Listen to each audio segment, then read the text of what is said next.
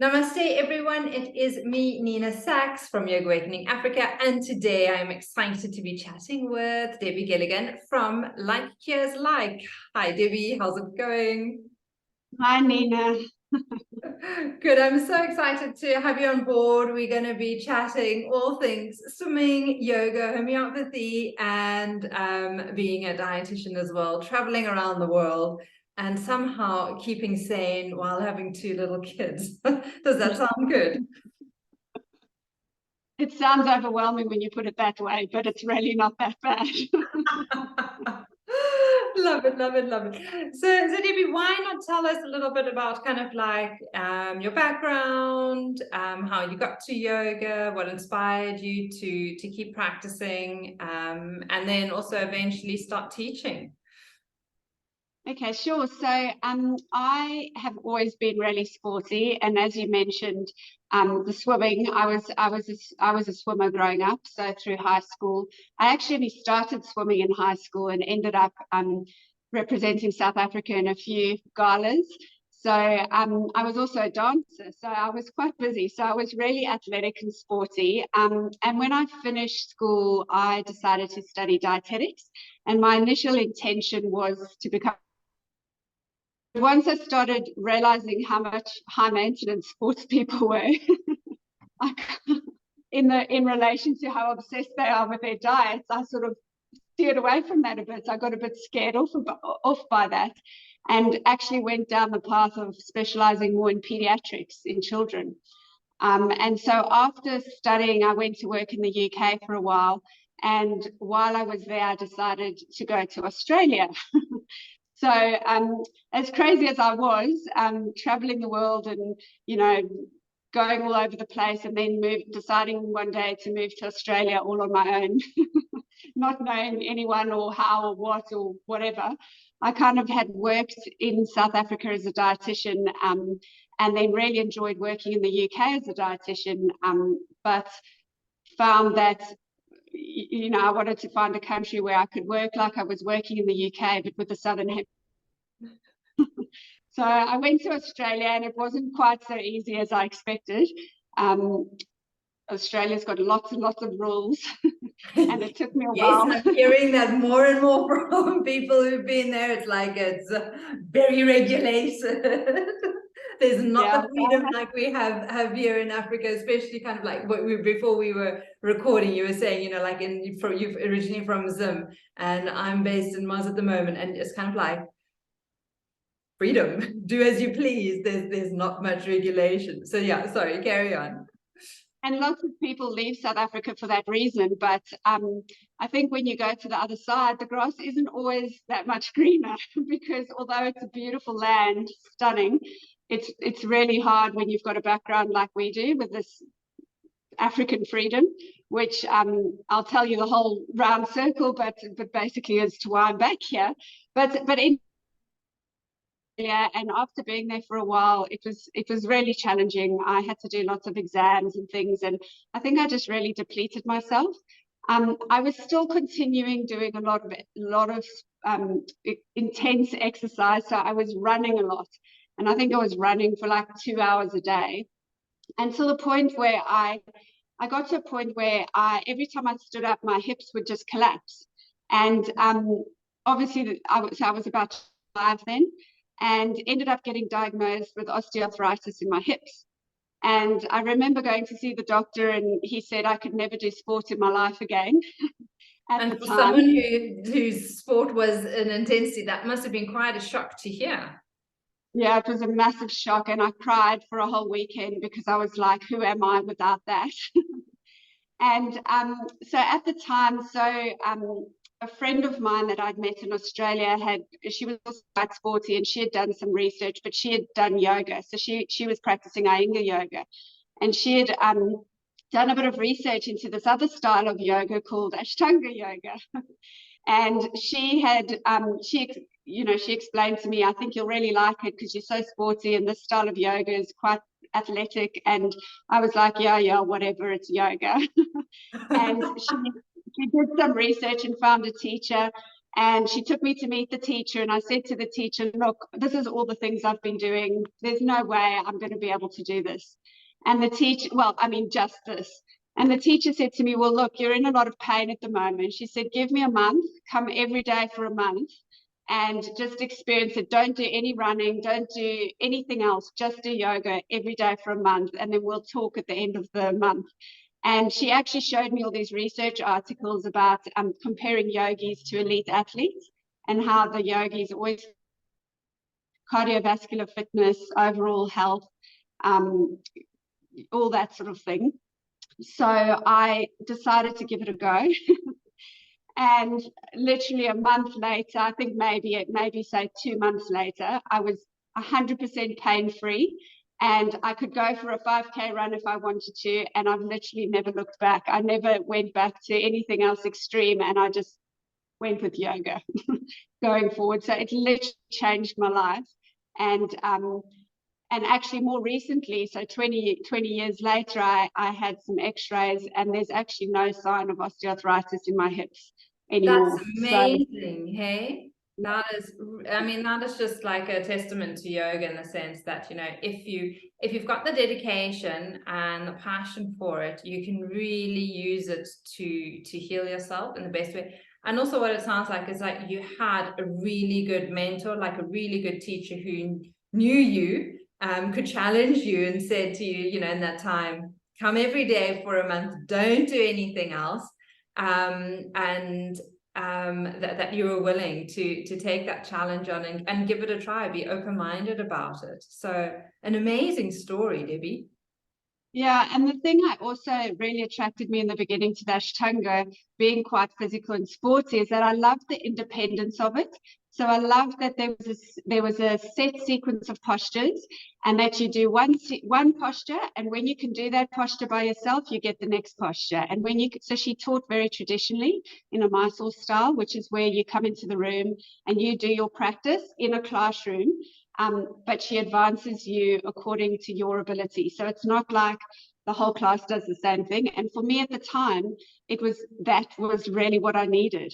And the thing I loved as well is that having been so independent in my activity, being able to run when I go on holiday or swim or whatever, I knew what to do. So I could take yoga with me everywhere. I didn't always have to be in a classroom situation, no matter where I traveled, no matter what time of day it was, no matter how much money I had.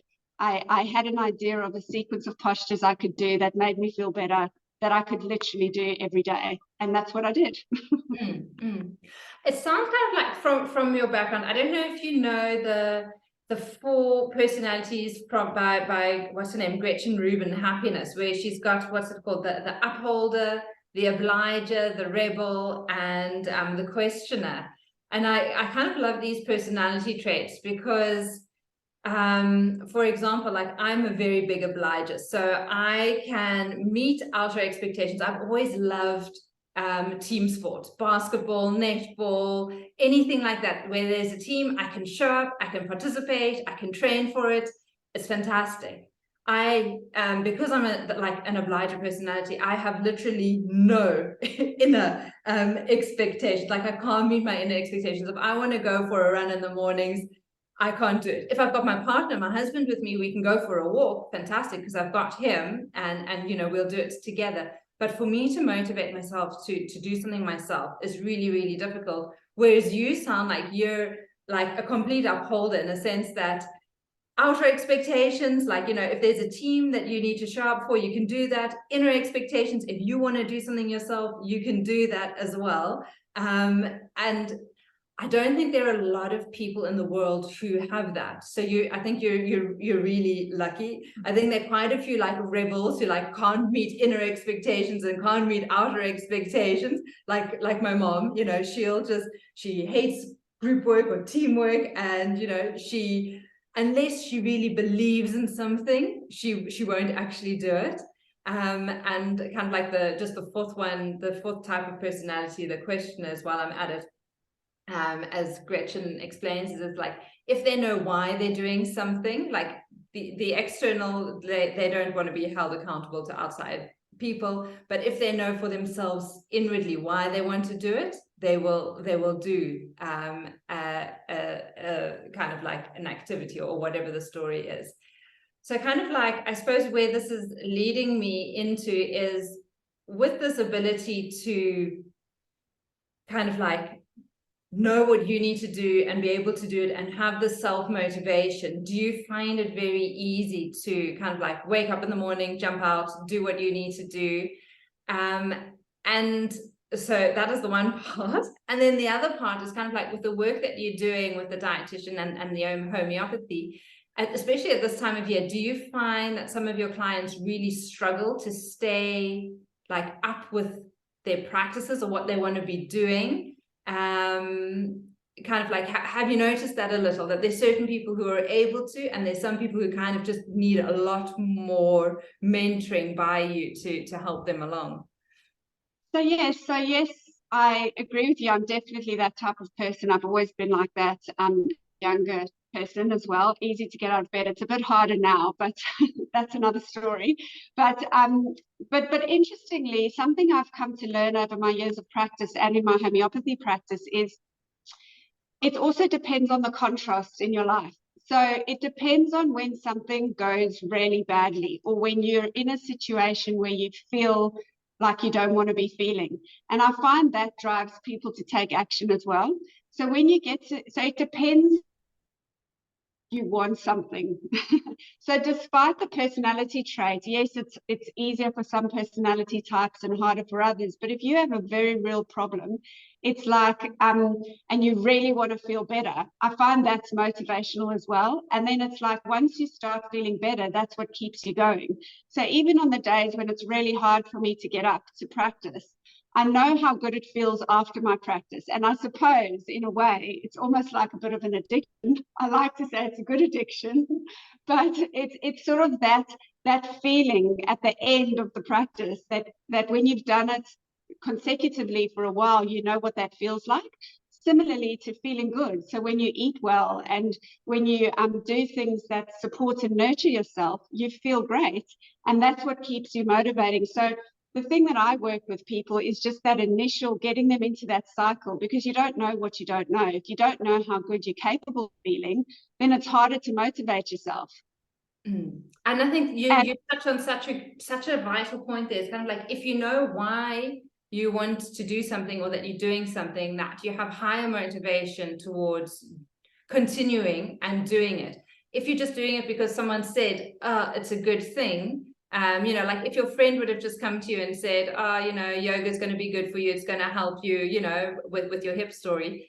It's not the same as if you actually, you know, are in real pain, and you know that you kind of like, you know, you have the weekend of crying, and you know the knowing what you stand to lose by not being able to ever run again, to ever exercise again. Like if you really tap into that and you understand that, I think the motivation to follow through with something is so much higher. And I think that's exactly kind of like what you're saying is, like, if people don't really know their deeper why as to why they want something, like, you know, why do you want to lose the 10 kgs? Why do you want to feel stronger? If you don't really go deep into the underlying reason, it's so difficult to stay motivated, you know, on the days when it's dark and cold outside, or, you know, when there's, you know, you're at a restaurant and there are all these delicious, you know, sweet treats to be eaten, and to make better decisions.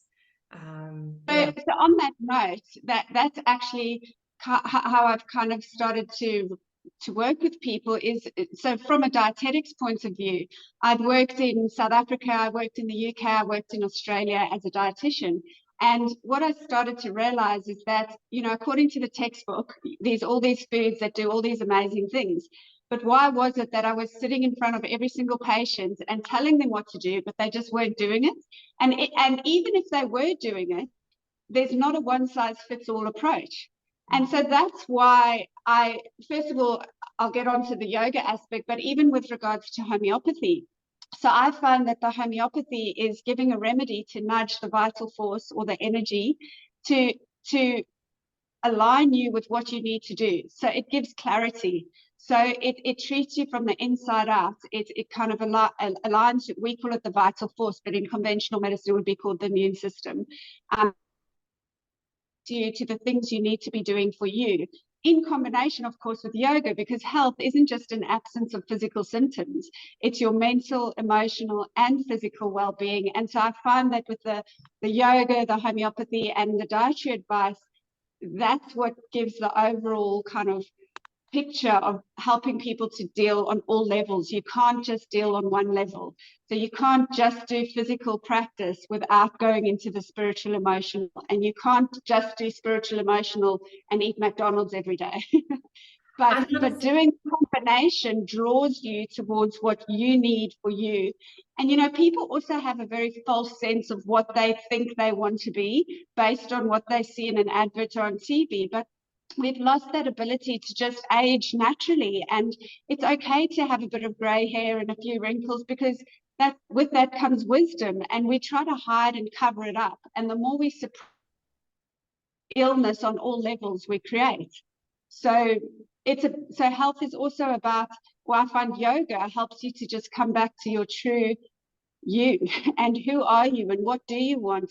Because the first question I ask people when they come and see me in my practice, either for homeopathy, for diet, or for yoga, is who are you? What do you want?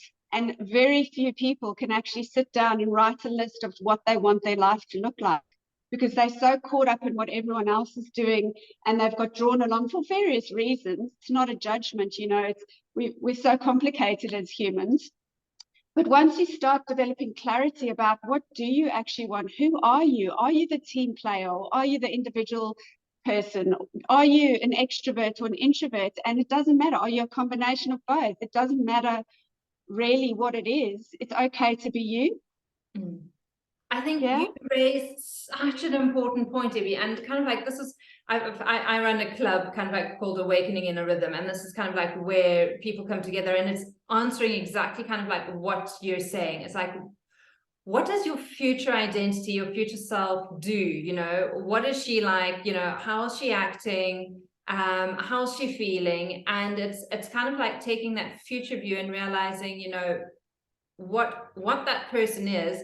Like, what are the steps and the activities, the habits I need to be implementing now to be that person in the future? And so often, like you're saying, I think we just get caught in the mayhem, the chaos of what the world is right now. You know, for moms who've got kids, it's, you know, taking kids to school, picking them up, it's looking after parents, looking after friends. I mean, like with COVID and everything happened, you know, there's just been so much going on that I think we haven't had a time to just pause and actually ask those deeper questions like you do with your clients. It's like, okay, so who are you really? Like, you know, what are your qualities? What are your personality traits? And what is it that you really want to achieve?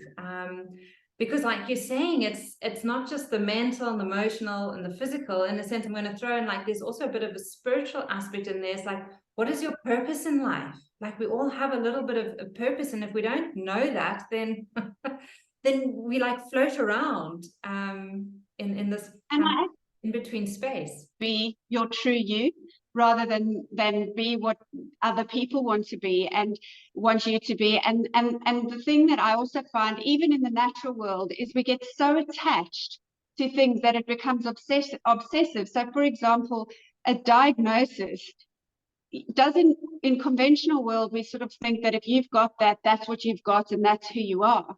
But my belief is that symptoms are an expression that something's out of balance. And we always have the ability to let go of that. So people get very stuck in, I have arthritis, or I have diabetes, or I have, but you don't have to, you have it for now.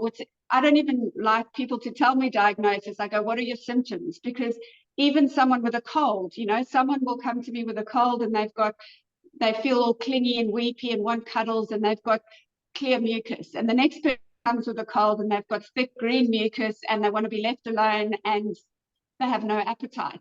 In conventional medicine, we would treat both those people the same. But in the natural world, you go, well, we treat you as individuals. We're all different and we're all unique. And yes, it sometimes takes a bit more time. And we've lost that a bit, you know, in the way we're going forward with health, is that we've lost that ability to be individuals. But we kind of need individuals, and we need people to be different, and we need people to be who they are, because then the whole world would be a happier place. Well, this is it. We're not trying to like slot into little boxes, like into, you know, into conventional, you know, slots. What is going to make everyone else happy? It's really kind of like being our unique snowflake, you know, that we are. And yeah, like you say, you know, depending on which way your cold is, you know, showing out is showing what you're needing and asking for, and just, you know, going to the shops and your pharmacy and grabbing, you know, flu remedy, it's not going to give you that sustained, you know, health. And if we look at it, pretty much whatever diagnosis it is if it's, you know, diabetes, arthritis, you know, thyroid issue, blah, blah, blah, we can go down the list. It's usually because there's always some form of inflammation, either within the body, within the emotions, or in our mental realm. So, and it's just kind of like how our genes are maybe expressing what that inflammation is. But at the end of the day, if there's inflammation and we've got one of these diagnoses, whatever, I don't know, however many there are, over 100 and something now, chronic inflammation thingies. I'm going to call them thingies because I can't think of the word right now. But it just shows like how we're actually, if we let go of all the names, we just realize how much more we are all similar than dissimilar. And when we realize that we kind of like all humans, we all have emotions, we, you know, all have ups and downs, and, you know, we all need to be living, you know, in rhythm with the universe. When we kind of like take that macro perspective, then kind of like we're also able to see how unique we are in that macrocosm. But I think how important it is for all of us, because we're all part of that greater energy. And so how important it is for all of us. So when you talk about inflammation is a result essentially of stress, and whether that be excessive eating, excessive drinking, excessive exercising, excessive worrying, excessive depression, excessive, you know, all the different things, we create inflammation on some level. And I think a lot of that inflammation can resolve with the acceptance that it's okay to experience all emotions. So even as natural yogis and health practitioners and things, we sort of always striving to always feel amazing, but we forget that it's still human to feel sadness, anger, you know, the goods and the bads. And so it's about developing that ability to feel it, but then to let it go, because it's when we hold in our body is when we create the inflammation. So it's about breathing it in and breathing it out, you know, accepting that, you know, you've had a loss or there's been some grief, and it's okay. Feel grief, feel it, let it happen, scream, shout. And I think through yoga, what I've found is it just teaches you the tools to allow yourself to let it go and allow it to pass through you rather than to stay in you.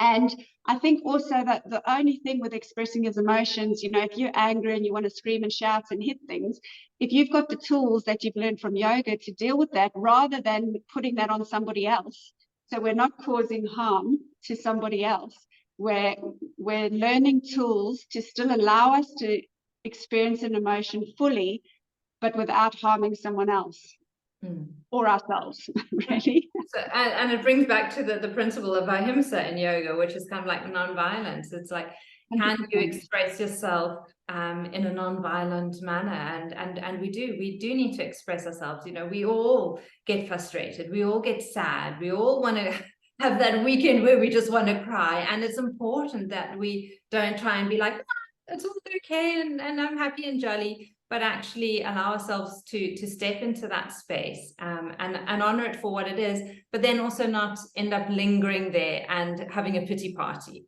and actually taking action to move out and through, because that's when kind of like the inflammation kicks in. I think is like when that pity party starts.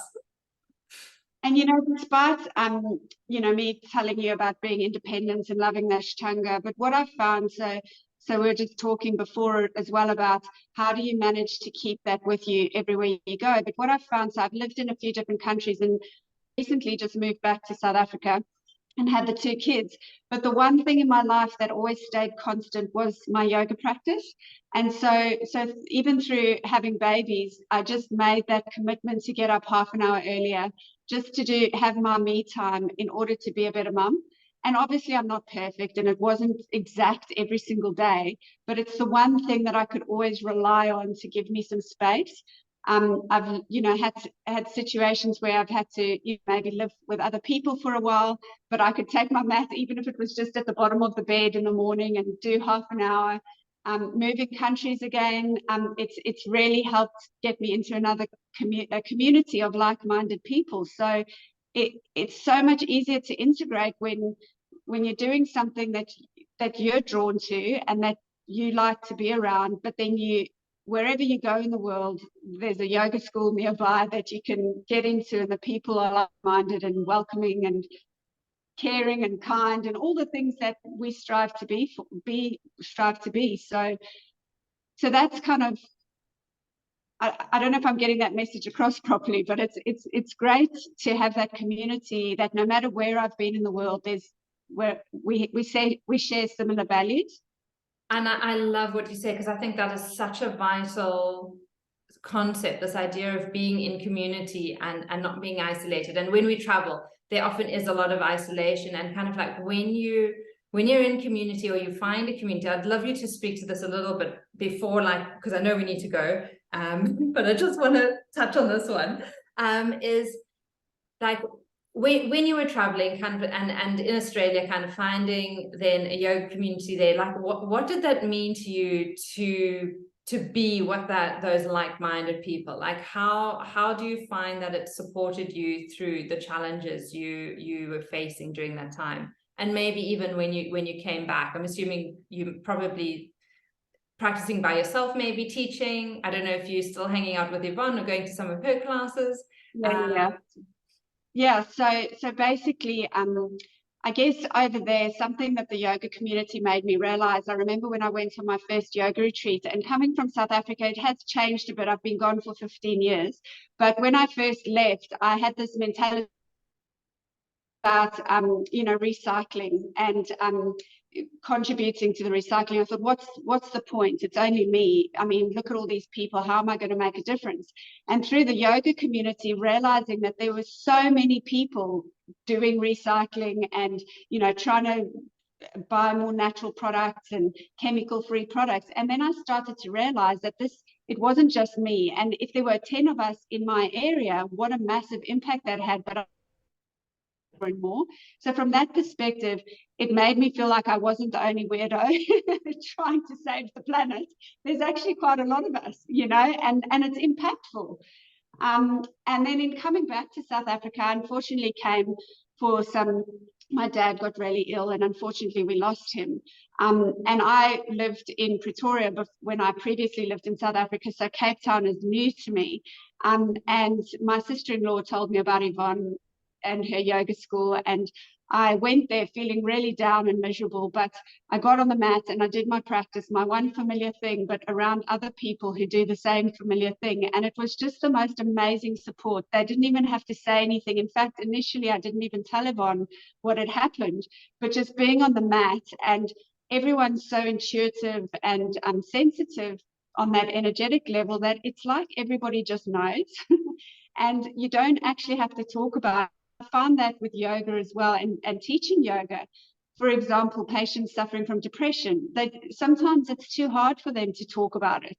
So just getting on the mat, you can see it in the body, but through moving the body, it shifts the energy and the mental state's improved. So I guess in my situation, being in that community, it was just so amazingly supportive. And then just having someone to also go, this is where you can get your vegetables, and this is where you can, get this and get that. New area where I've never lived before, and it's not as easy here to find all the organic foods and things as it was in Australia. But I didn't.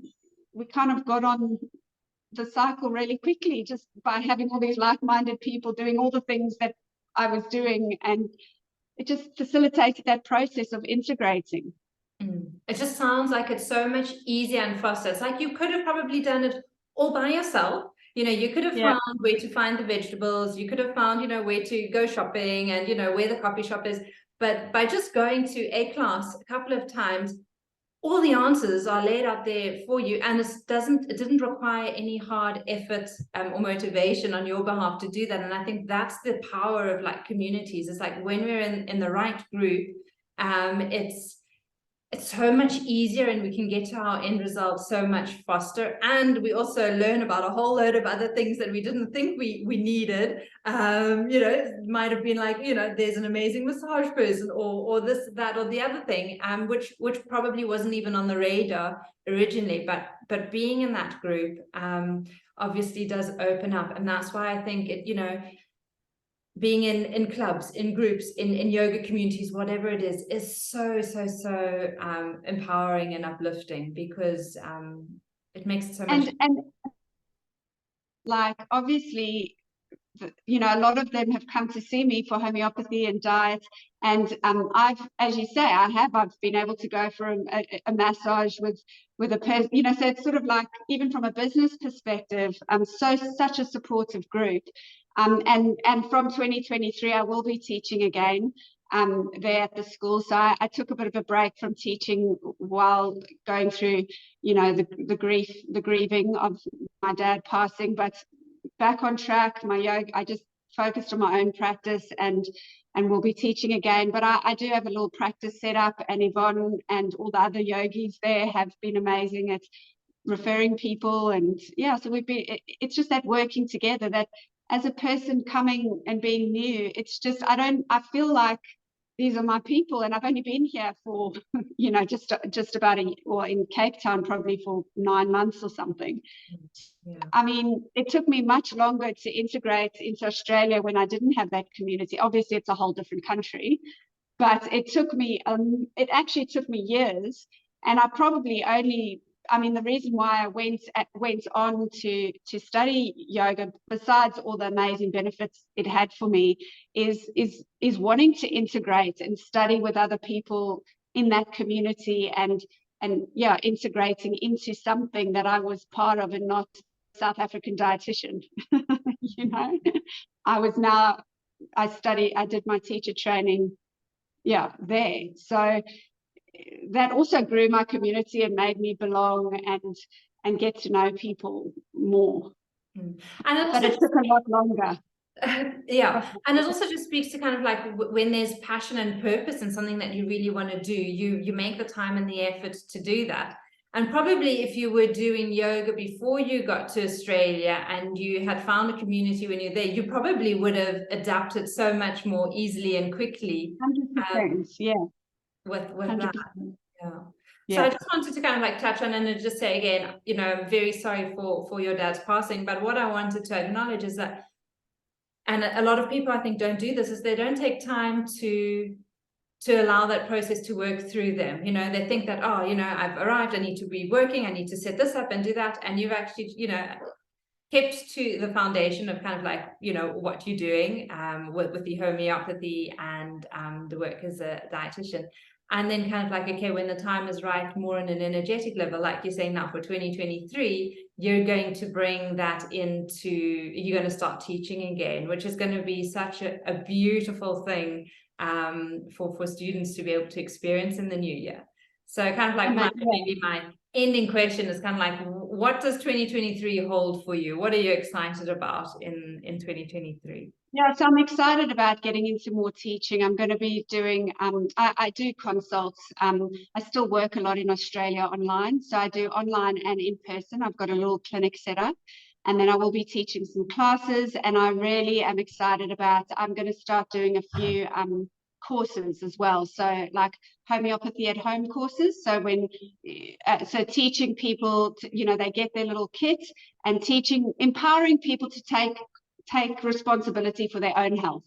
Oh, amazing. We're so going to have another chat about this when you launch this. This is, I think people are going to absolutely love hearing about this. That sounds amazing.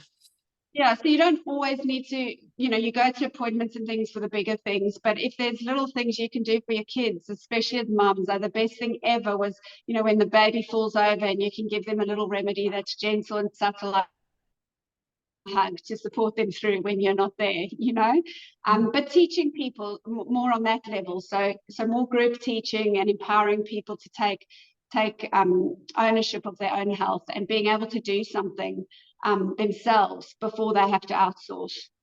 Fantastic, amazing. So Debbie, if people want to find out more about you, your website is @co.au.